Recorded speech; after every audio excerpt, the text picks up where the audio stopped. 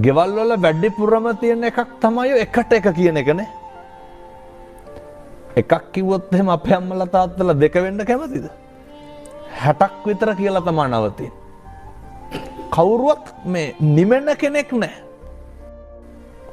අපි කැමතිද අපිට කවුරුත් එකට එක කියනවට? අපි කැමති නැහැ. එහෙනම් අපි මොකද්ද හිතන්න ඕනේ? මම මොකටද කාටවත් එකට එක කියන්නේ? කල්යාණ මිත්‍රත්වයේ කියන එක හැදෙන්න ඕන ගෙදර තුලේ.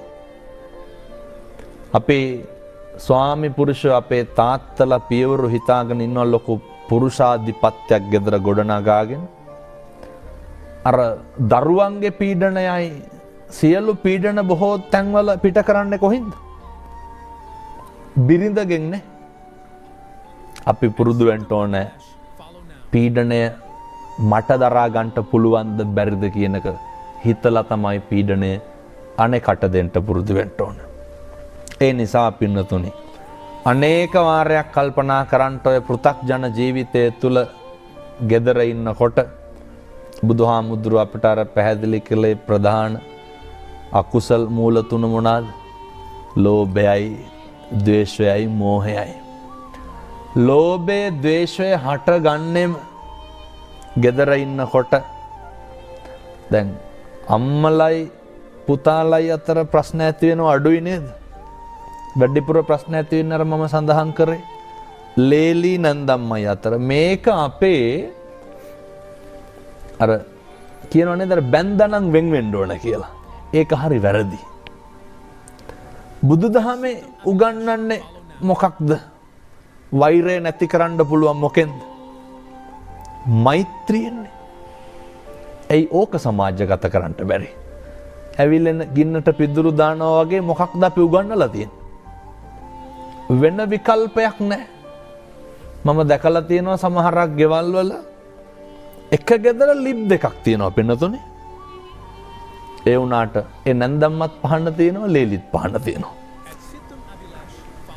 වැඩක් තියනවද? සමහර පින්නතුන් ඉන්නවා මේ පහන තියලා හෙන ඉල්ලනවා.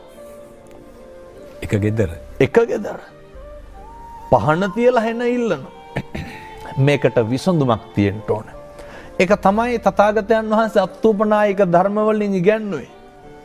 මම එක අවවාදයක් දුන්නා එක පවුලකට. ඒ දියණිය කිව්වා ලේලි කියනවා හාමුදුරුවනේ මම ඇවිල්ලා ගෙදරට සති 2යි අම්මා මම උයන ඒවා කන්නේ නැහැ. මේ ප්‍රශ්නේ තමයි මහත්තයෝ ගෙවල් වල ගොඩක් තියෙන. අනේක උහුලන්න බෑ. අනේක දරන්න බෑ. මම කිව්වා උදේ වැඩට යනකොට නැන්දම්මට වඳින්න. ගත් කටටම ලේලි කියනවා හාමුදුරුවනේ වඳිනකොටම අනිත් පැත්ත හැරෙනවලු. අනිත් පැත්ත හැරෙන එක කාගේ වැඩක්ද? ඒක නැන්දම්මගේ වැඩක්. දැන් බුදුහාමුදුරුවෝ මේක නේද අපිට ඉගන්වන්නේ? අක්කොච්චි මං අවදි මං අජිනි මං අබාසි මේ හාසි මේනේ යේතං උපනයන්ති වේරන්තේ සූපසම්මති වේරන්තේ සන් හොමනේ ගාථා දෙක තුලම උගන්වන්නේ. අපිට අඩන්තේට්ටම් කරන බණින අවලාද නගන උදවියට උන්වහන්සේ මොකක්ද ඉගන්නේ? අසවලා මට බැන්නේය, ගැහුවේය, පහර දුන්නේයයි කියලා එකට එක කරන්න කිව්වද? එකට එක කරන්න කිව්වේ නැහැ. එකට මෛත්‍රිය පතුරන්ට කියලා උන්වහන්සේ ඉගන්නේ. අර නැන්දම්මට හැමදාම වැඳලා ගියා. මම කිව්වා හැමදාම තේ එක දෙන්න. හාමුදුරනේ මම හැදුවට බොන්නේ නැහැ. නොබොන එක නැන්දම්මගේ වැඩක්. බොන එක කාගේ වැඩක්ද? මේ කාරණය හරි වැදගත් අපේ ගෙවල් වලට. වේලිච්ච ඉරටු නමන්න පුළුවන්. ඒවා කැඩෙනවා. අමු ඉරටු මොකද කරන්න පුළුවන්? එහෙනම් දැන් මේක අහන්න ඕන කවුද? මේවත් තේරුම් ගන්න පුළුවන් තරුණ උදවිය. මම කිව්වා හැමදාම බත් එක බෙදලා දීලා යන්න. හාමුදුරනේ මම බෙදුවට කන්නේ නැහැ. සතියක් කරා, දෙකක් කරා.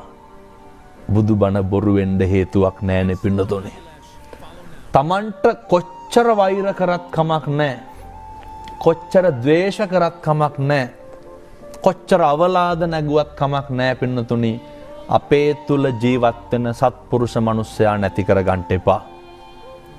අවසානයේ අපිට අහටට පිහිටට හිටින්නේ මොකක්ද? අපිට අපේ තිබ්බ අවංක භාවය, අපේ තිබ්බ සත්පුරුෂකම විතරයි කාලෙකින් හම්බෙච්ච මනුෂ්‍ය ආත්ම භාවයේ තුල අපි පරිස්සම් කරගෙන තියෙන්න ඕනේ. සති දෙකකින් විතර මට අර පුතා කතා කරා.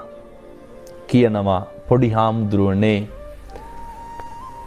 මගේ බිරිඳ දැන් අර ලේලි මගේ බිරිඳ වැඩ ඇරිලා එනකොට අපේ අම්මා දැන් උයනවලු. හැදුනේ නැද්ද? මෛත්‍රියට මොකක්ද කරන්න බැරි මතකයිනේ නන්දිවිශාල ජාතකය. ඇද්දගල් 500ම එක පිම්මට තියලා ආදරේට. ගෙදර හරි ආදරෙන් ඉන්න. හරි ආදරෙන් ඉන්න කියනවා හාමුදුරුවනේ මගේ නෝනට පොඩ්ඩක් හරි හෙම්බිරිස්සාව ආවොත් අම්මා කොත්තමල්ලි ටික තඹනවලු. විනාශ වෙන්න ගියපු පවුලක්, ගෙවල් දෙකකට යන්න ගියපු පවුලක් අද එක ගෙදර හරි සතුටින් ඉන්නවා. මොකක් හින්දාද? බුදුහාමුදුරුවන්ගේ ධර්මයේ හින්දා. අපේ හාමුදුරුවනේ අපි විවාහාර භාෂාවෙන් කිව්වොත් හැමෝම සකන් වෙන්න කැමති නෑ.